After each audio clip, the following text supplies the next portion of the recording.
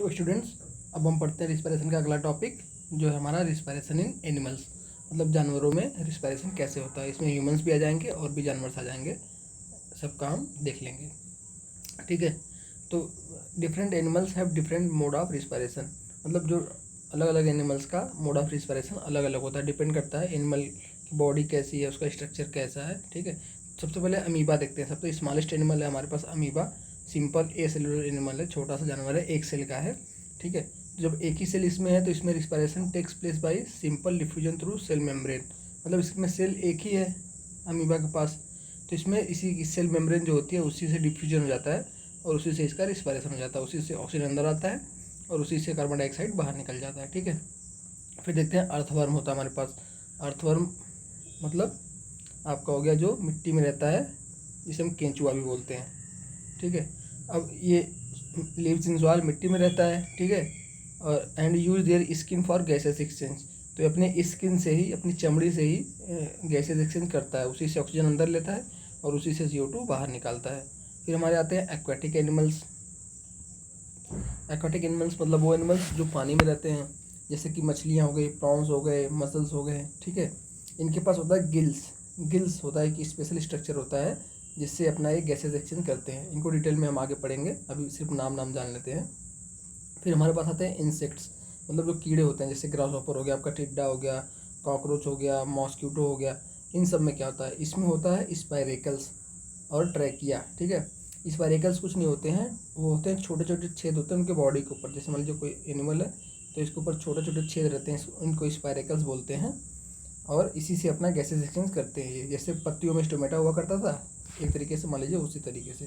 ठीक है, फिर आते हैं हमारा लैंड एनिमल्स, वो जीव जो इस पे धरती पर रहते हैं, जैसे कि ह्यूमंस हो गए, हमारे पंछियाँ हो गई, बर्ड्स हो गए, डॉग हो गया, बहुत सारे जितने भी लैंड पे एनिमल हैं, जो बड़े बड़े एनिमल हैं, उनमें कैसे होता है, तो उनके पास होता है लंग्स, फेफड़े जिन्हें बोलते हैं, लंग्स होता है, उससे वो अपना गैसेज एक्सचेंज करते हैं। ठीक है, ठीक है, तो देखिए रिस्पिरेटरी ऑर्गन्स कौन कौन से हो गए, स्किन हो गया, गिल्स हो गए, ट्रैकिया हो गया, लंग्स हो गए। ठीक है, ये सारे हो गए रिस्पिरेटरी ऑर्गन अलग अलग जानवरों में। ठीक है, इनके कॉमन फीचर्स क्या होते हैं ये देख लेते हैं। इनके 3 कॉमन फीचर होते हैं। ठीक है, पहला क्या होता है, पहला होता है have large surface area to get enough oxygen, मतलब इनकी सरफेस एरिया बहुत ज़्यादा होती है। क्यों?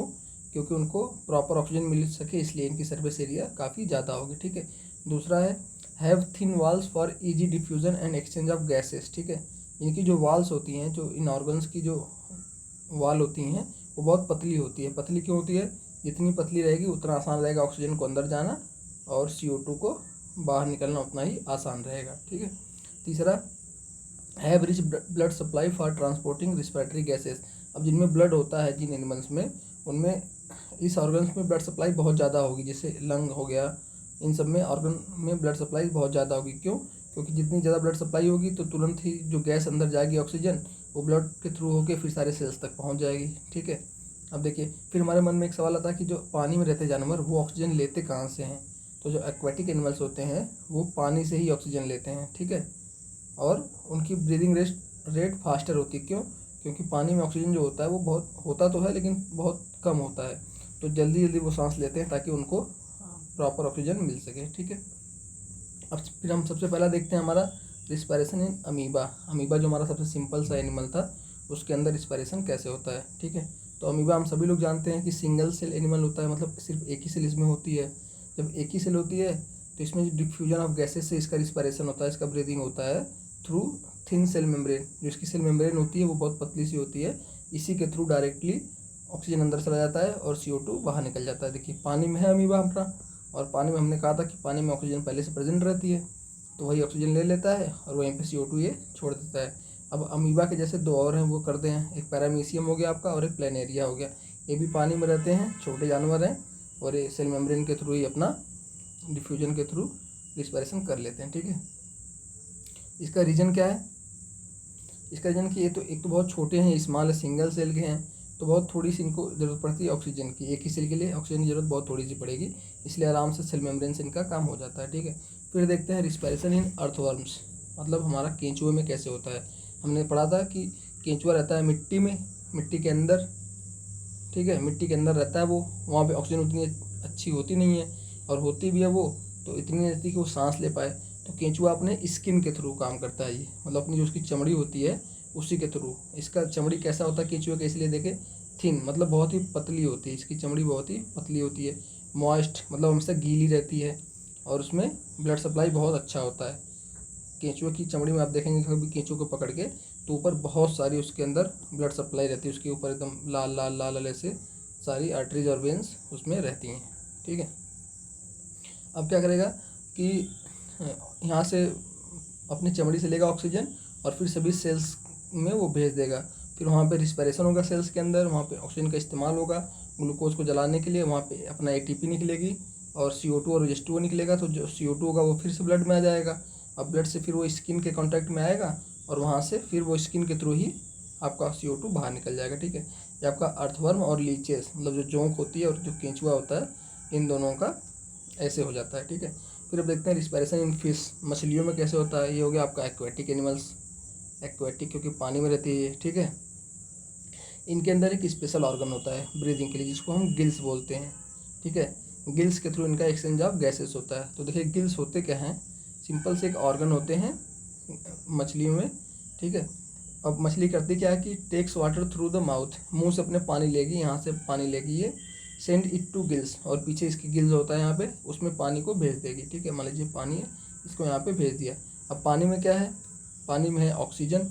ये गिल क्या करते हैं कि इस पानी से ऑक्सीजन अंदर ले लेते हैं और फिर जो पानी बचता है उसको फिर बाहर मुंह से फिर बाहर निकाल देते हैं। तो गिल्स का इतना ही काम होता है कि जो पानी में घुली हुई ऑक्सीजन होती है उसको ले लेते हैं और फिर पानी को बाहर निकाल देते हैं। ठीक है, अब ये ऑक्सीजन कहाँ जाएगा, ये ब्लड, यहाँ गिल्स के पास ब्लड होगा, ब्लड सप्लाई अच्छी होगी तो ये ब्लड में एब्जॉर्ब हो जाएगा, फिर सेल्स के अंदर जाएगा, सेल्स में रिस्पायरेशन होगा, रिस्पायरेशन में एनर्जी निकलेगी और CO2 निकलेगा, CO2 फिर से वापस गिल्स में आएगा और फिर से जो पानी अभी था यहाँ पे जिससे ऑक्सीजन लिए थे उसी पानी में CO2 अपना छोड़ देंगे, फिर वो मुंह के थ्रू फिर बाहर निकल जाएगा। ठीक है, अब एक क्वेश्चन आता है कि why fish die if taken out of water even if there is a lot of oxygen in air, मतलब कि ऑक्सीजन तो हवा में भी बहुत सारा होता है लेकिन मछली को अगर पानी से निकालें तो मर क्यों जाती है। ठीक है, क्योंकि उनके पास लंग्स नहीं होता है और जो उनके पास गिल्स होता है उसमें सिर्फ ये खासियत होती है कि वो पानी से ही ऑक्सीजन ले सकता है, वो हवा से ऑक्सीजन नहीं ले सकता है।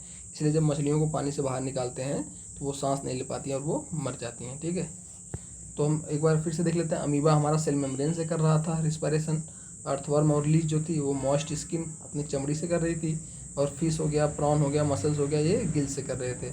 फिर हमारे मन में सवाल आता है कि हम ह्यूमंस या फिर जो बड़े एनिमल्स होते हैं वो कैसे करते हैं, तो इनके पास होता है अपना खुद का लंग्स। ठीक है, तो अब हम पढ़ेंगे अपना अगला टॉपिक जो कि हमारा है रिस्पायरेशन इन ह्यूमंस।